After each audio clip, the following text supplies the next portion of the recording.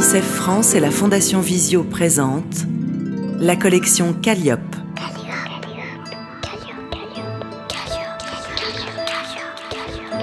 Des livres pour tous les enfants, y compris aveugles ou malvoyants. Chut, écoute. Ici. Séverine Duchesne, Kilowatt Édition.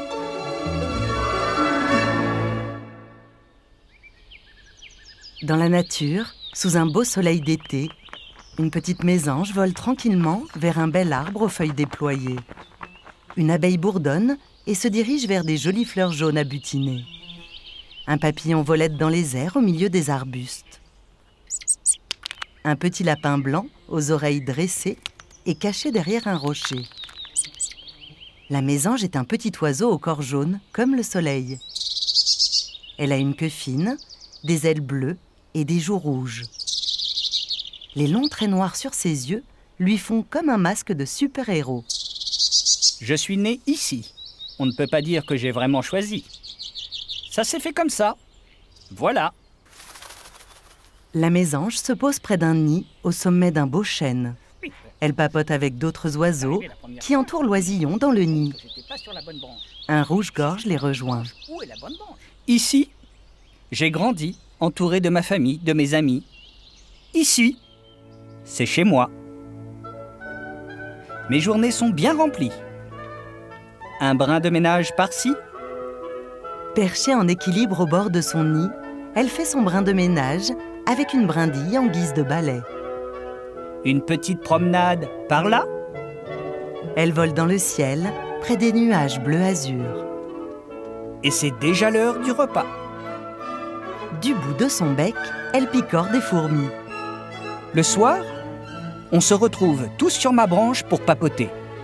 Depuis mon nid, on voit toute la vallée. On est bien ici. Et puis un jour, il est arrivé. Je l'ai vu s'approcher au loin. Faut dire qu'il n'est pas discret avec son plumage coloré. Un pivert émerge du ciel orageux. Il a un joli plumage vert, un long bec noir pointu et une crête rouge sur la tête. Il s'est posé juste à côté de moi. Et il a observé, comme ça, sans même se présenter. J'ai bien essayé de lui parler. « Dis donc, tu n'es pas d'ici, toi. Tu viens d'où ?» Il m'a regardé et n'a rien dit. Pas très poli. Le lendemain, il s'est mis à cogner le tronc de notre arbre avec son bec, comme ça, sans raison. Ça a duré des heures. Tout tremblait. Eh oh! Faut pas se gêner. C'est pas bientôt fini? Une fois le trou assez grand, il est entré dedans. Les mésanges et le rouge-gorge observent le trou ovale dans le tronc d'arbre. Vraiment trop bizarre. C'est louche, cette histoire. Il a forcément des choses à cacher. Le jour suivant, il a recommencé à tambouriner. Mais moins longtemps. Ensuite, il a attrapé un gros truc gluant qu'il a avalé tout rond. Urk, dégoûtant. Perché sur l'arbre au bord de son trou, le pivert déploie ses grandes ailes et agite son bec. Les mésanges et le rouge-gorge, chacun dans son nid, le regardent d'un air fâché. On ne comprend pas ce qu'il dit. Visiblement, ça ne le dérange pas. Il fait comme si l'on n'existait pas. Mais le pire de tout, c'est cette manie qu'il a de s'accrocher au tronc. Ça fait une ombre pile au-dessus de mon nid. C'est décidé, je vais lui parler. Alors j'ai pris mon courage à deux ailes et j'y suis allé. Quand il m'a vu devant chez lui, il m'a souri. Du coup, j'ai souri aussi. Il a dit quelque chose que je n'ai pas compris. Il m'a montré son nid et je suis entré. Dans le nid tout vert du pivert, sur le mur de l'entrée, la mésange aperçoit le mot « Bienvenue ». Un nid comme ça, c'est la première fois que j'en voyais. C'est une bonne idée. Peut-être qu'il pourrait me montrer. Plus tard, les deux nouveaux amis s'amusent et volent ensemble dans le ciel.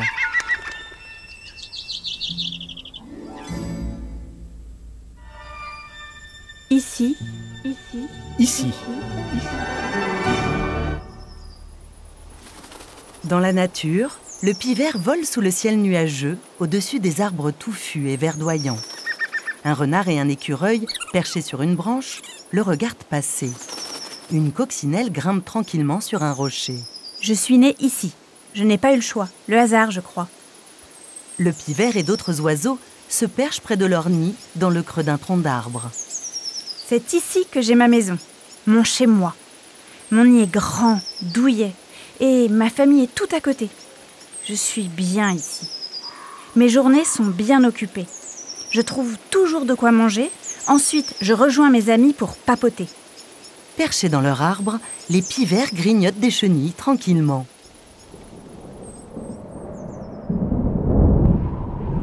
Mais un jour, il y a eu la tempête. Le genre de tempête qui détruit tout sur son passage. Les nids se sont envolés, mon arbre a été arraché, tous les arbres ont été déracinés.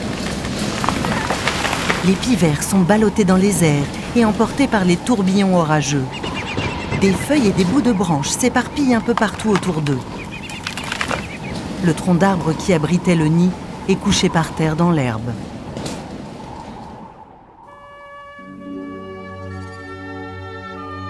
Pas le choix. Il me fallait trouver un autre endroit pour habiter. J'ai dit au revoir à mes amis et chacun est parti à la recherche d'un nouvel abri. Quand j'ai vu ce grand chêne, je n'ai pas hésité longtemps.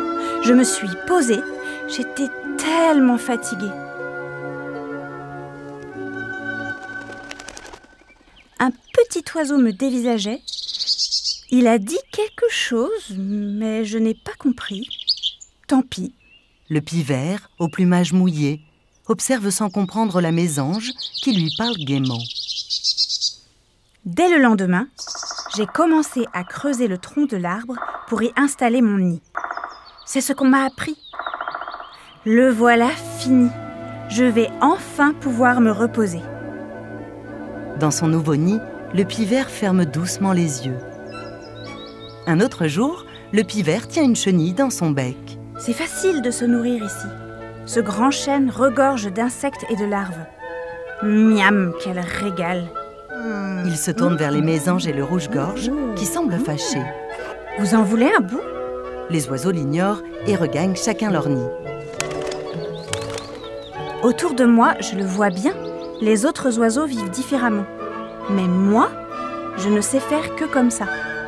J'ai bien essayé de leur parler, sans succès. Le temps paraît si long quand on est tout seul.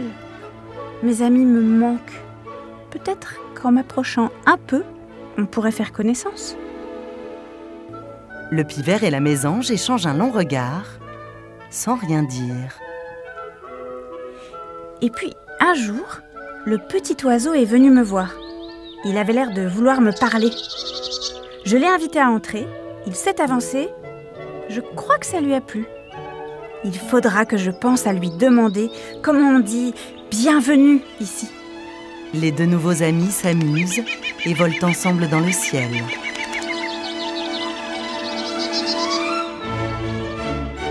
Une audiodescription écrite et interprétée par Dune Cherville, avec les voix de Marie-Félix et Maurice Barthélémy. Création sonore, Christophe Touzalin. Pour UNICEF France, dans le cadre de son prix UNICEF de littérature jeunesse 2025. Et pour la Fondation Visio, qui vient en aide aux enfants et adultes déficients visuels.